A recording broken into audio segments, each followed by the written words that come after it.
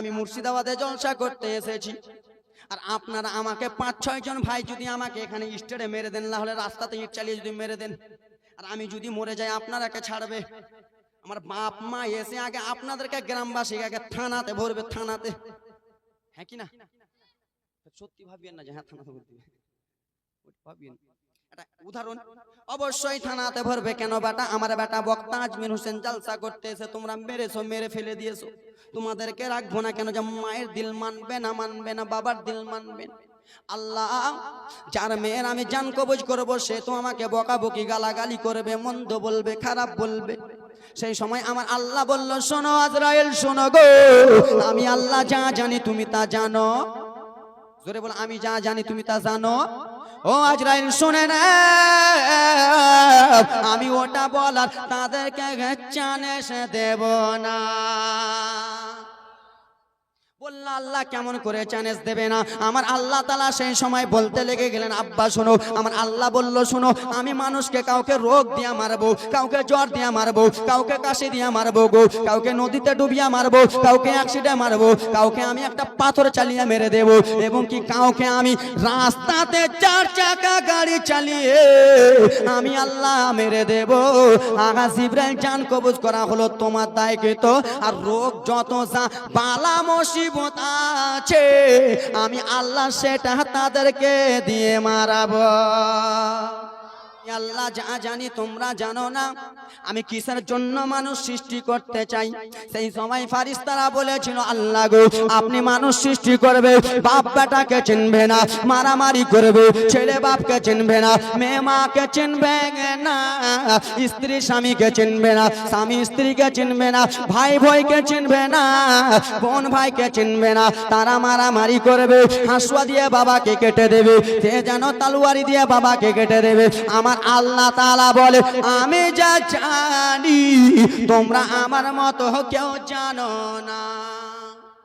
কিসের জন্য সৃষ্টি করতে চাই? শুন, তোমাদেরকে আমি একটা অর্ডার দে।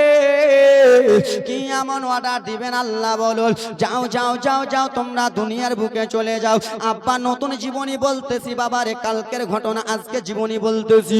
ও আমার সোনা মানিকেরা, আমার রব্বুল আলামিন ডাক দিলেন, ও ফারিস্তা শোনা গো, ও জিবরিল আমিন শুনে নাও, শুনে নাও। আব্বা আমি কান্নার ঘটনা নিয়ে আসবো রে, কান্নার জীবনী নিয়ে আসবো। বাবা কানতে পারলেই হলো মুসলমান, দুঃখের কাহিনী নিয়ে আসবো। আল্লাহ রাব্বুল আলামিন ডাক দিলেন, জিবরিল, এ জিবরিল আমিন শুনে নাও, শুনে নাও। আমি দুনিয়ার বুকে মানুষ সৃষ্টি করব। যাও যাও যাও, তুমি দুনিয়ার বুকে চলে যাও। আল্লাহ আমি দুনিয়ার বুকে যে কি করব? বলে যাও দুনিয়ার বুকে যে তুমি 1 মুঠো মাটি নিয়ে আসবা। ক মুঠো? গজল আছে ভাই, একটু পর 1 মুঠো মাটি নিয়ে আসো।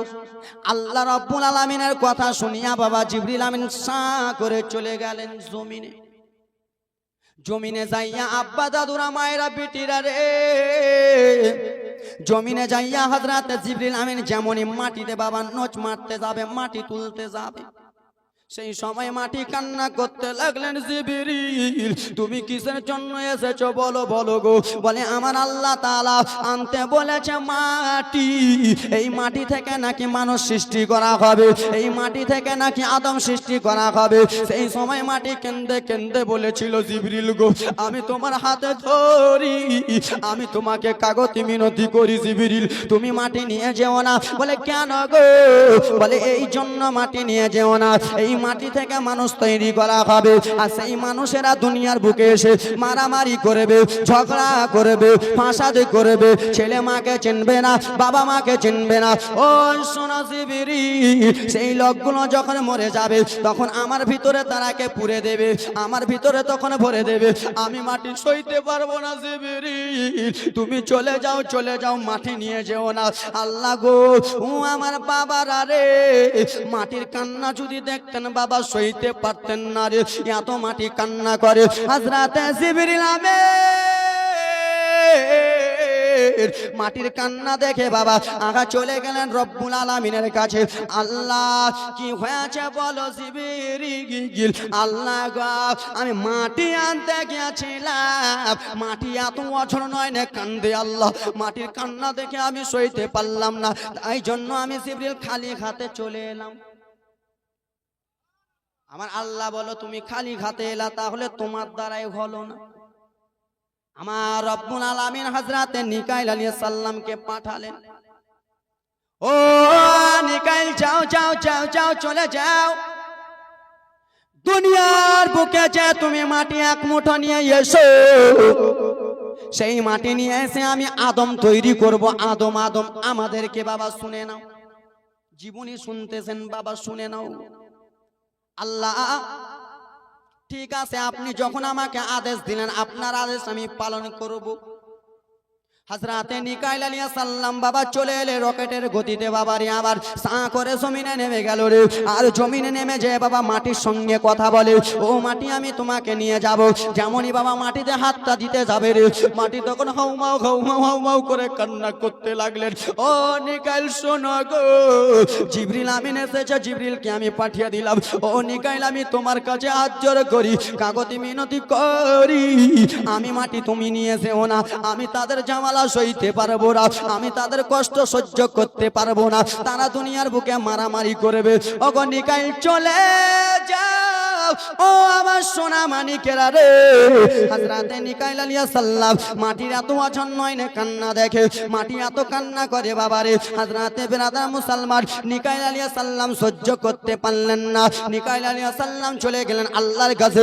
আমার রব্বুল আলামিন বলল, ওগো মিকাইল বলো গো, তুমি কিসের জন্য খালি হাতে এসেছো, বলো বলো মাটিটা কোথায়? বলে আল্লাহ মাটি আনতে পারি নাই। বলে কিসের জন্য মাটি আনতে পারে নাই? ওই মাটি থেকে তো আমি আদম তৈরি করব, আদম আদম মানুষ সৃষ্টি করব, তুমি কিসের জন্য আনতে পারলে না? সেই সময় মিকাইল আলাইহিস সালাম বলেছেন, আল্লাহ আমি যেমনই মাটিতে হাত দিতে যাব, মাটি এত কান্না করে আল্লাহ আমি সহ্য করতে পারলাম না, মাটির কান্না দেখতে পারলাম না, মাটির দিকে দেখে আমার মায়া হয়ে গেল, তাই জন্য চলে এলাম।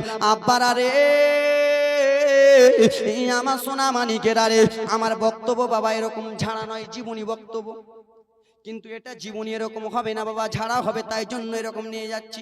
যেখানে যেরকম আসবো বাবা খালি অল্পটুকু টাইম দেন আমাকে। হযরতে ইসরাফিল আলাইহিস সালামকে আমার রব্বুল আলামিন ডাক দিলেন, ইসরাফিল শোনো গো, মিকাইল চলে গেল, জিবরিল চলে গেল, তারা পারল না মাটি আনতে। ও ইসরাফিল তুমি চলে যাও চলে যাও চলে যাও বাবা। চারজন ফেরেশতাকে কেমন করে বলবে? ঘটনাটা কাসাসুল আম্বিয়াতে লেখা আছে বাবা, দেখে নিবারে বাবা। ও সোনা মানিকেরা, হযরতে ইসরাফিল আলাইহিস সালাম নামলো জমিনে, জমিনে নেমে বাবারে আমার যেমনই হাত দিতে যাবে আগা মাটি কান্না করতে লাগলো, আমাকে নিও না নিও না নিও না, আমি এরকম জ্বালা সইতে পারি না বাবা। হযরত ইসরাফিল আলাইহিস সালাম চলে গেলে, তোমাদের দ্বারাই হবে না, তোমরা তিনজনকে বললাম তোমরা আনতে পারলে না, শেষের সময় কাকে বলবেন বাবা?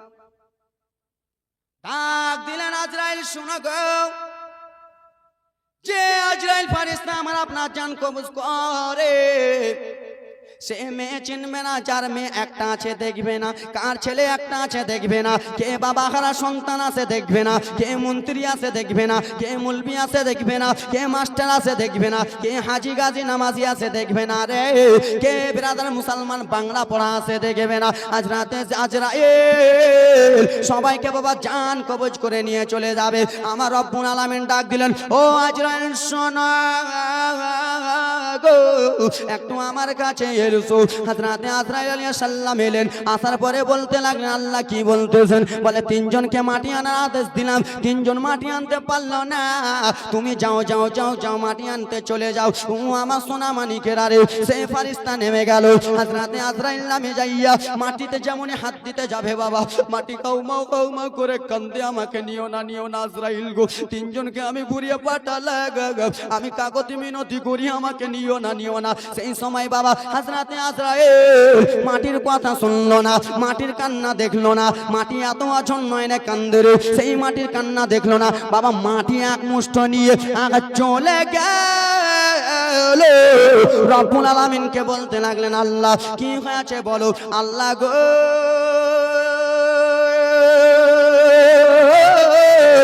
রব্বুল আলামিন আমি মাটি নিয়ে এসেছি, বলে তুমি বেস্ট, জোরে বলো,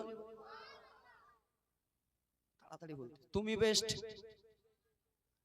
আজরাইল তোমাকে আমি একটা দায়িত্ব দেব, একটা কাজ দেব, তোমাকে একটা চাকরি দেব। বলে কি আল্লাহ চাকরি দেবেন? বলে আজরাইল শুনে নাও, এই মাটি থেকে যে মানুষ আদম সৃষ্টি করা হবে, তো মানুষ আমরা আসি মৃত্যুবরণ করতে হবে কি হবে? ও আজরাইল শুনে নাও, এই মাটি থেকে মানুষ সৃষ্টি করব, সেই মানুষগুলোকে আবার আমি মৃত্যুবরণ করব। আর ওই মৃত্যুবরণটা ওই রুহুটা যে ছিনিয়ে বার করবা আজরাইল, এটাই তোমার দায়িত্ব থাকিল। জোরে বলুন। এত সুন্দর বলতেছি তাও জোরে বলেন না। ও আজরাইল শুনে গেনাও, কাউরির বেটা তুমি রুহু কবজ করবা, কাউরি স্ত্রীর রুহু কবজ করবা, কাউরি মেয়ের রুহু কবজ করবা। সেই সময় হযরতে আজরাইল আলাইহিস সালাম বলতে লাগলেন, আল্লাহ আমি যার মেয়ের রুহু কবজ করব সে তো আমাকে বকবে, আমি যার ছেলের রুহু কবজ করব সে তো আমাকে গালি দেবে, আমি যার মেয়ের রুহু কবজ করব সে তো আমাকে বকাবকি করবে। হ্যাঁ কি না বাবা? হ্যাঁ কি না বলুন? আপনাদের বুঝতে পারলেন কেন? আর আজরাইলকে আপনার দোষী বলতে পারবেন না। আমার আল্লাহ নিজেই বললেন, কাউকে জ্বর রোগ করে মারবো, কাউকে প্যারালিস দিয়ে মারবো। আজকাল আমরা ওরকম মরি কি মরি না? আমাদের কয়েকদিন বাকি ইন্টারন্যাশনাল বক্তা হযরত আল্লামা মাওলানা জাকির হোসেন চতুর্বেদী সাহেব, মুর্শিদাবাদে অলরাউন্ডার, মালদাতে অলরাউন্ডার, ওয়েস্ট বেঙ্গল অলরাউন্ডার, মুর্শিদাবাদে অলরাউন্ডার বক্তা যিনি জাকির হোসেন চতুর্বেদী, তিনি চলে গেলেন আমাদের কাছ থেকে। বাবা কয়েকটা দিন হলো আল্লাহ তাআলা তাকে যেন ক্যান্সার দিয়ে মেরে দিল। বাবা ব্রাদার মুসলমান বাবা জীবন দুগুণ আমার, তার মেয়ে ছেলে পিলে তো বলতে পারতেন কেন মারলেন, কিন্তু আল্লাহকে তো বলা যাবে না। সৃষ্টির মালিককে, সৃষ্টির মালিক আল্লাহ। আমার আল্লাহ বলল কাউকে আমি রোগ দিয়ে মারবো, কাউকে ক্যান্সার দিয়ে মারবো, কাউকে প্যারালিস দিয়ে মারবো। সেই জাকির হোসেনকে আল্লাহ আমার যেন ক্যান্সার দিয়ে নিয়ে নিলেন। বাবা কত অপারেশন করলো, অপারেশন করলো। আমার আল্লাহ বলে যত অপারেশন করো না, যখন তোমার মৃত্যুবরণের টাইম আসবে, আমি আল্লাহ হযরতে আজরাইলকে দিয়া জান কবজ করিয়া নেব। ও বাবা মায়েরা সোনা মানিকেরা রে, আমি এবার কান্নার ঘটনা নিয়ে আসবো। বাবা অল্পটুকু শুনে নাও। মাটি থেকে আমার হযরতে আজরাইল আলাইহিস সালাম বললেন, আল্লাহ মাটি কি করব? যুবক কেউ যাবা না, আমি এখন তোমাদের সামনে ঘটনা বলবো কান্নার। আল্লাহ এই মাটি তো আমি নিয়ে এলাম, এই মাটিগুলো কি করবো? আমার আল্লাহ তাআলা বলল যাও যাও যাও যাও, তুমি দুনিয়ার বুকে চলে যাও।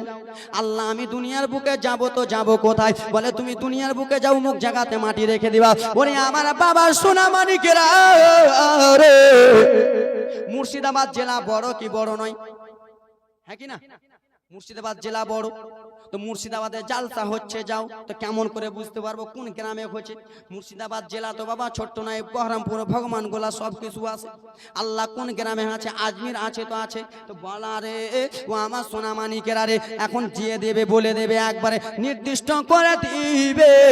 আজমির আছে কালিকাপুরে। আল্লাহ আমি মাটি রাখবো তো রাখবো কোথায়? সেই সময় আমার আল্লাহ তাআলা বলে দিলেন, তুমি কাবা শরীফ থেকে কিছুটা মাঝামাঝি যাবা, আর তাইফ থেকে কিছু মাঝামাঝিটা আসবা। কাবার মাঝখানে আর তাইফ নগরের মাঝখানে, সেখানে তুমি মাটি রেখে দেবে। ও যুবক সোনা মানিকেরা রে, ও আমার আল্লাহ নবীর উম্মতে দলরা রে, মাটি রাখা হলো। মাটি 2 বছর ধরে বাবা আমার পানিতে ভিজলো, বৃষ্টিতে ভিজলো, জলে ভিজলো। বাবা মাটিটা আস্তে আস্তে শক্ত হলো। 4 বছর হলো বাবা আমার সোনা মানিকেরা, মাটি ভালো করে শক্ত হয়ে গেল। 6 বছর হলো বাবা মাটি যেন ঢাল হয়ে গেল। 8 বছর যেমন হয়েছে মাটি মানুষ রূপে হয়ে গেল। জোরে বলো। মাটি যেমনই মানুষ রূপে হয়ে গেল বাবা, সেই মাটির ভিতরে রুহু ভরবে কি ভরবে? সমস্ত ফারিস্তা মণ্ডলীগণ দেখতে আসে আল্লাহর সৃষ্টি কত সুন্দর, একবার দেখে আসে আমার আল্লাহ সৃষ্টি করেছে। সমস্ত ফারিস্তা মণ্ডলীগণ এলো, সোনা মানিকেরা বাবাজি কলিজার টুকরারা রে আমার, সবাই এলো বাবা। এক এক করে চলে আসে, এক এক করে চলে যাই। শেষের সময় আজাজিল সে বাবা মাটির কাছে এলো রে বাবা। আজাজিল, আজাজিল নাম শুনেছেন কিনা? আজাজিল কিন্তু ভালো। শেষের সময় আজাজিল এলো বাবারে আমার। আজাজিল এসে বাবা মাটির কাছে ঘোরাঘুরি করে। আদম পয়গম্বরের বাবা আমার সেই মূর্তির কাছে ঘোরাঘুরি করতেছে বাবা আমার। সেই আজাজিল ফারিস্তাগুলোকে বলতে লাগলো, শোনো গো, এই মাটির মানুষটাকে যদি আমার হাওয়ালা করে দেয়, একে আমি দমড়ে মুচড়ে মেরে দেব, একে আমি শেষ করে দেব। আর আজাজিল ফারিস্তা এটাও বলে, এই মাটিকে যদি আমাকে স্নেহ করতে হয়, এই মাটিকে যদি আমাকে মান সম্মান করতে হয়, তাহলে এই মাটিকে আমি মানবো না, এই আদমকে আমি মানবো না। আর আমার হাওয়ালা করে দিলে একে আমি মুচড়ে শেষ করে দেব। আব্বা আমার 2টা মিনিট সহ্য করে নাও সোনার টুকরা বাবার আরে আমার। আমি তাড়াতাড়ি করে জীবনীটা নিয়ে যাই। আজাজিল ফারিস্তা মনে মনে ভাবলো, আহারে কেমন দেখি আল্লাহর সৃষ্টি, একবার দেখেনি বাবা আমার। সেই আজাজিল বেরাদার মুসলমান আমার, সেই আদম পয়গম্বরের ভিতরে, সেই মাটির ভিতরে বাবা ঢুকে গেল। জোরে বলুন, ঢুকে গেল বাবা। পোড়াটা ঢুকতে পারলো না, লাভি অব্দি ঢুকে গেল রে। আর যেমনই লাভি অব্দি ঢুকেছে বাবা, এত অন্ধকার আজাজিল অন্ধকারে থাকতে পারলো না বাবা। লাভির ভিতরে ঢুকে অন্ধকারে থাকতে পারলো না। সেই আজাজিল ফারিস্তা ব্রাদার মুসলমান আমার থুপ ফেলে দিল সেই মাটির ভিতরে। বুঝেছেন? সেই মাটির ভিতরে থুপ ফেলে দিল রে। আর যেমনই থুপ ফেলেছে ব্রাদার মুসলমান আমার, রব্বুল আলামিন জিবরিল আমিনকে ডাক দিলেন, ওগো জিবরিল আমিন, যাও আদম পয়গম্বরের ভিতরে থুপ ফেলে দিয়েছে, যাও সেই থুপটাকে তুমি বার করে আনো। জিবরিল আমিন চলে এলো বাবারে। আর আসার পরে রে সেই থুপটাকে বার করলো। আর সেই থুপটাকে নিয়ে কুকুর বানা হলো। কুকুর আছে আপনাদের দিকে? আজাজিল ফারিস্তা যে থুপ ফেলেছিল ভিতরে, ওই থুপটাকে নিয়ে এসে কুকুর বানালো। কুকুর